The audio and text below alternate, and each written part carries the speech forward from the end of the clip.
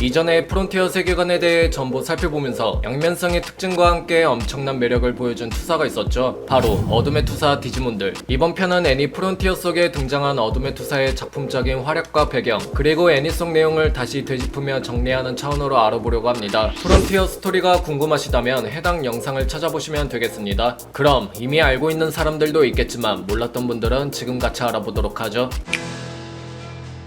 과거 루체몬을 다크에리어 속에 봉인시킨 전설의 시투사들의 힘은 훗날을 대비해 스피릿의 형태로 남기게 되었으며, 그 스피릿을 통해 힘을 계승하게 되면 다음과 같이 각 속성마다 인간형과 짐승형의 형태인 투사로 진화할 수 있었습니다. 두 타입의 형태로 나뉜 이 모습들은 작중에 언급되기로 각각 장단점들이 있다는 것을 살펴볼 수 있었는데요. 인간형의 투사로 진화했을 경우 그 밸런스 균형이 잘 갖춰져 있기 때문에 적절한 파워와 안정성을 보여줄 수 있었던 반면, 짐승형의 투사로 진화했을 경우에는 인간형의 형태보다 더욱 강력한 힘을 지녔기는 하지만 그만큼 안정성이 보장되지 않아 컨트롤에 능하지 못할 경우 쉽게 폭주해버리는 무서운 일면을 가지고 있다고 하죠. 작중에 선택받은 아이들은 인간형 투사로 적들에게 맞서기에는 다소 부족하다는 감을 느꼈기 때문에 적들을 더욱 제압하기 쉽게 하도록 짐승형 스피릿들을 찾아 모았는데요. 그리고 실제로 처음에는 통제하지 못하는 불완전한 모습을 보여줬었지만 많은 시행착오를 겪은 끝에 제어하기 힘들었던 짐승형 투사의 모습을 컨트롤할 수 있게 되면서 적들을 하나씩 제압하는 데 성공하게 될 정도로 확실히 힘으로만 보면 인간형 투사의 모습보다 강한 모습을 보여줬었습니다. 하지만 이러한 힘의 먹이사슬 같은 개념을 깨부순 투사가 있었죠. 바로 이번 영상의 주인공인 어둠의 투사였습니다.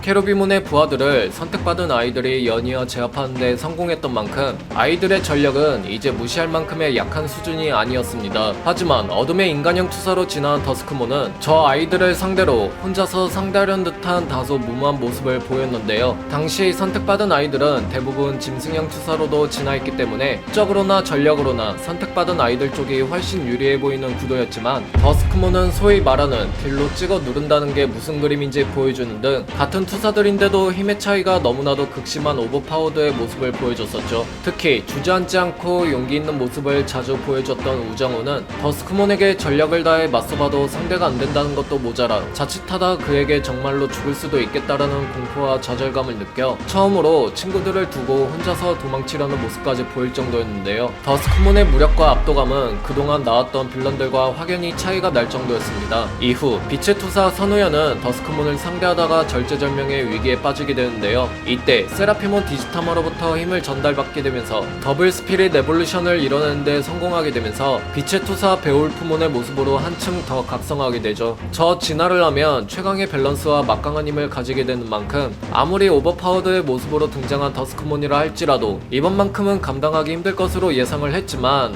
더스크몬은 제압당하기는커녕 그와 호각을 겨룰 정도의 전투력을 보여줬었습니다. 작중에 그려진 더스크몬의 전투력이 비로소 어느 정도인지 입증되는 순간이었으며, 어둠의 인간형 투사의 전투력의 수준은 타 투사들의 더블 스피릿 레볼루션급이라는 것을 확인할 수 있었죠. 심지어는 빛의 투사 베올프몬과 치열한 전투를 이어가다가 순간 더스크몬이 베올프몬을 제압하여 위기로 내몰 뻔한 장면도 나왔었는데요. 이때 더스크몬이 현이의 얼굴을 보고 망설이는 스탠스만 취하지 않았더라면 아마 베올프몬은 그대로 리타이어 당하면서 엄청난 위기에 빠지게 되었을 겁니다. 아무튼 더스크몬의 힘이 이 정도였다면 이론적으로 인간형 투사의 모습보다 더 힘이 세다는 어둠의 짐승형 투사는 말할 것도 없을 만큼 강력할 것으로 기대할 수 있겠는데요. 케루비몬의 간섭으로 봉인되어 있던 어둠의 짐승형 스피릿이 해방이 되면서 더스크몬은 기괴한 모습을 한 거대 세형 디지몬이 최악의 어둠의 투사 베르그몬으로 진화하는데 성공하게 됩니다. 베올프몬은 전력을 다해 저 거대한 베르그몬을 제압해보려고 힘써봤지만 베르그몬의 날갯짓 한 번으로 쉽게 나가 떨어지게 되었고, 연이어 그의 공격에 결국 진화가 풀려버리는 참사까지 당해버리게 되었죠. 이러한 베르그몬은 더블 스피릿으로 진화한 아르다몬까지 합세하고 나서야 드디어 제압당하는 모습을 찾아볼 수 있었습니다. 이후 어둠에 지배당한 선우윤이 케루비몬의 세뇌로부터 벗어나게 되었고, 선택받은 아이들 앞에 케루비몬 분신이 등장하게 되었는데요. 아이들은 짐승형과 더블 스피릿 등 낼 수 있는 최고 전력으로 진화하여 그에게 대응하여 맞서보려고 해봤지만, 분신이긴 하더라도 케루비몬의 모습으로부터 만들어진 형태이기 때문에 결국 그 분신에게 상처 하나 입히지도 못하고 그의 필살 필살기 한 번에 모두 진화가 풀려버리는 대참사가 일어나게 되었죠. 이때 선우인이 정화된 어둠의 스피릿을 전달받게 되면서 진정한 어둠의 투사의 모습으로 진화하게 되는데요. 가장 먼저 선보인 모습은 인간형의 모습인 레베몬이었으며, 레베몬의 필살기 단 한 방만으로 힘의 격차를 크게 느끼게 해줬던 케루비몬 분신을 몰아붙이는 다소 충격적인 오버파워드의 모습을 보여줬었죠. 연이어 힘으로 몰아붙이는 것도 부족했는지 슬라이드 에볼루션을 통해 어둠의 짐승형 투사인 카이저 레오몬으로 진화해 케루비몬 분신의 복부를 관통하여 끝장내버리는 모습까지 보입니다. 이렇게만 봤을 때도 작중에 그려진 어둠의 투사의 수준은 저주의 유무를 떠나서 그냥 자체적으로 타 투사들과는 격이 다르다는 것을 확실히 보여줬었으며, 좀 더 오버해서 말하면 가장 활약을 펼쳤던 우정훈과 선우연을 중심으로 하지 않고 선우윤이 더블 스피릿 진화의 각성까지 도달하거나 윤희를 중심으로 힘을 하나로 뭉치는 진화를 이뤄냈었다면 아마 세계를 구하는 엔딩까지 힘들지 않게 금방 도달할 수 있었지 않았을까 싶기도 하는 생각도 들었습니다.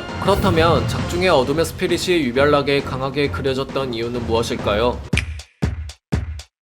작중에서 그려진 어둠의 스피릿의 설정은 케루비몬의 대사에서 찾아볼 수 있었는데요. 과거 자신이 가지고 있던 스피릿을 투사로 만드는 과정 중에서 어둠의 스피릿만 투사로 만드는데 수차례 실패했다고 하며, 그 이유는 어둠의 스피릿 자체가 아무나 다룰 수 없다는 설정 때문이었죠. 다른 스피릿들의 경우 사용하려는 자가 조건에 적합하지 않을 경우 그 자체적으로 접근을 못하게 한다거나 폭주하는 등의 모습으로 끝났지만, 어둠의 스피릿은 적합자가 아닐 경우 그 대상의 모습과 영혼을 파괴시켜버리죠. 어둠의 스피릿 때문에 망가진 디지몬들은 골치 아픈 망령 그 자체가 되어버렸기 때문에 케루비몬은 그 사념들을 자신의 성 내부 한 곳으로 모아 가둬야 될 정도였습니다. 저주받은 어둠의 스피릿이 요구하는 적합자의 조건은 바로 막대한 어둠의 마음을 가진 사용자를 바랬던 것인데요. 이러한 조건을 달고 있는 만큼 사용자의 어둠의 마음이 클수록 시너지 효과로 어둠의 힘을 그만큼 증폭시킬 수 있는 구조가 되어버리죠. 여기서 어둠의 스피릿에게 선택받은 적합자는 바로 선우윤이었는데요. 윤희의 인생은 디지몬 애니메이션 등장인물 중에서 정말 기구하다 싶을 만큼의 가정사를 가진 인물 중 하나였습니다. 부모님은 서로 안 좋게 헤어지면서 할머니 어머니와 같이 힘들게 살게 되었고,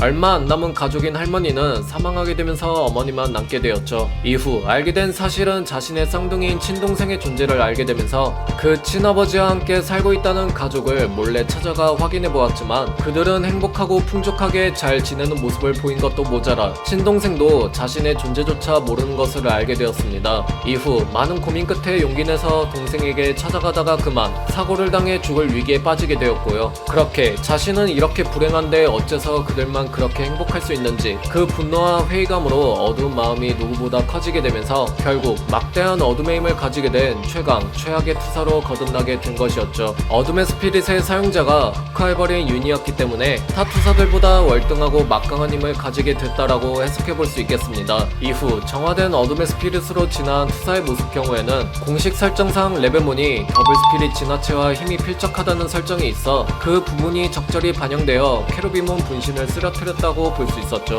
애니 프론티어에서 저 공식 설정 고증을 만약 끝까지 살리고 갔다면 정말 어둠의 스피릿 원툴 게임으로 이어질 뻔하기도 했기 때문에 자연스럽게 정화된 어둠의 투사의 후반부 분량을 줄이거나 빛의 공간이라는 환경적 너프를 먹일 수밖에 없는 등 조치를 취했다고 볼 수 있겠습니다. 이렇게 종합적으로 살펴보게 되면 여러 투사들 중 정말 어둠의 투사가 엄청난 매력을 가지고 있다는 것을 느낄 수 있죠. 그렇기 때문에 모종의 이유로 후반부 비중이 없어진 것에 대해 아쉽기도 하는 부분입니다. 설정이 제대로 묘사되어 어둠의 투사의 강함이 그려지는 작품이 먼 나중이라도 나왔으면 하는 바람이 있네요. 이번 편은 여기까지입니다. 어떻게 재밌게 보셨나요? 그럼 저는 다음 영상으로 다시 찾아뵙겠습니다. 빠른 소식을 접하시려면 구독과 좋아요 부탁드릴게요.